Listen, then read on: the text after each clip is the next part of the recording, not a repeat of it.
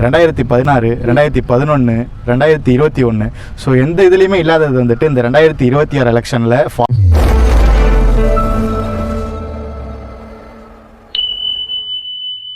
ஃபாரின்லேருந்து வந்தவங்களும் சரி. ஸோ குழந்தைங்க எல்லாருமே ஒரு எக்ஸைட்மெண்ட்டில் இருக்காங்க, எப்போ அந்த 4ஆம் தேதி வரும் அப்படின்றதுனால. ஸோ ஏன் இப்போ எக்ஸைட்மெண்ட்டில் இருக்காங்க? ஸோ எதனால் இந்த எக்ஸைட்மெண்ட் அப்படின்னா, கடந்த எம்ஜிஆர் ஐயா இறந்ததுக்கப்புறம் கடந்த 35-40 வருஷத்தில் இல்லாத அளவுக்கு ஒரு தேர்தல் அப்படிங்கிறது இப்போ வந்திருக்கு. அதனால தான் எல்லாருக்கும் இவ்வளோ ஒரு மிகப்பெரிய ஒரு எக்ஸைட்மெண்ட்டு. எப்படா மே 4 வரும், ரிசல்ட் வரும், விஜய் வந்து சிஎம் ஆவார் அப்படிங்கிறத இப்போ அப்படியே வெயிட் பண்ணிகிட்ருக்குறாங்க. இப்போ ஒன்றும் இல்லை, இந்தியா டுடே பாருங்கள், எடுத்து போட்டான் விஜய் தான் சிஎம்மாக வருவார் அப்படின்னு. அப்போ அந்த இந்தியா டுடேவே இன்னைக்கு கலாய்ச்சிட்டு இருக்காங்க. அதே இந்தியா டுடே தான் இப்போ போன வாட்டி 2021 டிஎம்கே ஆட்சியை பிடிக்குன்னு போட்டாங்க. அப்போ உங்களுக்கு இந்தியா டுடே வந்து பெருசாக தப்பாக தெரில, இப்போ வந்து உங்களுக்கு தப்பாக தெரியுது. ரவி ஐபிஎஸ் சார் இப்போ ஒரு இன்டர்வியூ, ஒரு வீடியோ போட்டிருக்காரு, சர்வே. அந்த சர்வேயில் பார்த்தோம்னா விஜய் 41% வாங்குவார்னு சொல்கிறாரு. ஒரு ஓய்வு பெற்ற ஒரு முன்னாள் ஐபிஎஸ் அதிகாரி, இத்தனைக்கும் அவர் முன்னாள் ஓய்வு பெற்ற அதிகாரிகளை வச்சு சர்வே எடுத்துருக்கிறாரு. அப்போ பாருங்கள் எந்த அளவுக்கு வந்து இன்றைக்கி ஆட்சி மாற்றம், ஒரு சைலண்ட் புரட்சி நடந்திருக்கு தமிழ்நாட்டில். அதனால் மே 4 அப்படிங்கிறது இந்த சீசன் சென்னை தோத்தா கூட பரவாயில்ல, ஆனால் டிவிக்கே ஜெயிச்சா ஆகணுண்டான்ற மாதிரி வெறியில் இருக்கிறோம் நாங்களாம். ஓகே ப்ரோ, ஒரு வேளை விஜய் சிஎம் ஆனாங்க அப்படின்னா, ஒரு வேளை 4ஆம் தேதி விஜய் சிஎம் ஆனால் என்ன நடக்கும்? 4ஆம் தேதி விஜய் சிஎம் ஆனார் அப்படின்னா என்ன நடக்கும்னா, தமிழ்நாட்டுக்கு நல்லது நடக்கும், உங்களுக்கு நல்லது நடக்கும், எனக்கு நல்லது நடக்கும். இல்லைன்னா ஜூலி அக்கா வேலைக்கு போயிடுவாங்க, இனிமேல் உழைச்சி தண்டா சாப்பிட்ணும், அடுத்தவங்களை கேவலப்படுத்தி சாப்பிட்றது முடியாதுடா அப்படின்னு நிறைய நல்லது நடக்கும் யங்ஸ்டர்ஸ்க்கு. ரோஸ்ட் பிரதர்ஸ் அண்ணன் தேட்டராக போய் விஜயை திட்டி அதில் வருமானம் ஈட்ட மாட்டாங்க, அவங்களும் வேலைக்கு போக ஆரம்பிச்சிருவாங்க.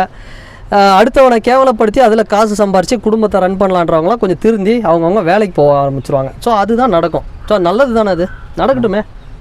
ஓகே, இதை பற்றி உங்களோட ஒப்பீனியன் என்ன? விஜய் அரசியலுக்கு வந்ததை பற்றி உங்களோட ஒப்பீனியன் என்னது? ஏன்னா அவர் வந்துட்டு எவ்வளவோ கோடி வந்துட்டு சம்பாதிச்சுட்டு இருந்தாங்க. செயல் ப்ரோ, நம்மளோட செயல் இல்லை, கடவுளோட செயல் அதெல்லாம். ஸோ எல்லாத்தையும் விட்டுட்டு அரசியலுக்கு வந்திருக்காங்க. ஸோ எதனால் வந்தாங்க? மக்கள் கஷ்டப்படுறாங்க, அங்கே மக்களுக்காக ஒருத்தன் வரணுன்றது கடவுளோட இயற்கை. நீங்கள் அதை எப்படி பார்க்குறீங்க ப்ரோ? நான் ரொம்ப ஆரோக்கியமாக பார்க்குறேன். நான் ரொம்ப வருஷமாக வெயிட் பண்ணுறேன், இந்த மாதிரி யாராவது ஒருத்தர் வரமாட்டாங்களா அப்படின்னு. வந்தவங்களெல்லாம் வந்து சப்ஸ்கிரைப் பண்ணி வளைச்சி போட்டு ஒரு வேலை பண்ணி விட்டாங்க. ஆனாலும் நடிகர் அஜித் குமார் என்ற ஒரு மனிதர், விலை போகாத ஒரு மனிதர், தங்கமான ஒரு மனிதர், நேர்மையான மனிதர். அந்த மனுஷன்தான் விஜய் சாருக்கு அகேன்ஸ்டாகவும் நடந்துக்கல, யாருக்கிட்டையும் விலைக்கும் போகலை.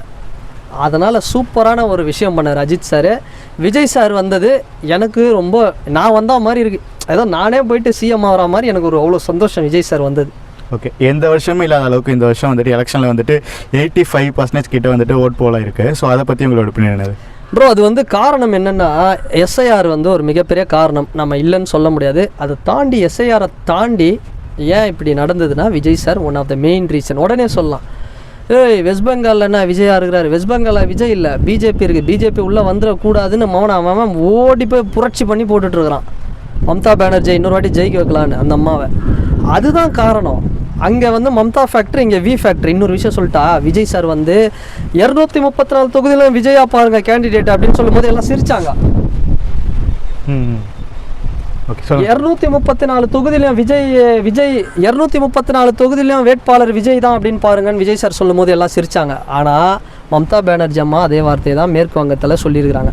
234 தொகுதி, அங்கே இருக்கக்கூடிய 294 தொகுதியில் மம்தாவா பாருங்கன்னு சொல்லியிருக்கிறாங்க. அப்போ வி ஃபேக்டர் எப்படி ரிஃப்ளெக்ட் ஆகுது பாருங்கள். இங்கேருந்து தமிழ்நாட்டிலேருந்து மேற்கு வங்கத்திலே ஃபாலோ பண்ணுறாங்க. அதுதான் Vijay sir, V factor, Vijay சாரோட பவர் அது.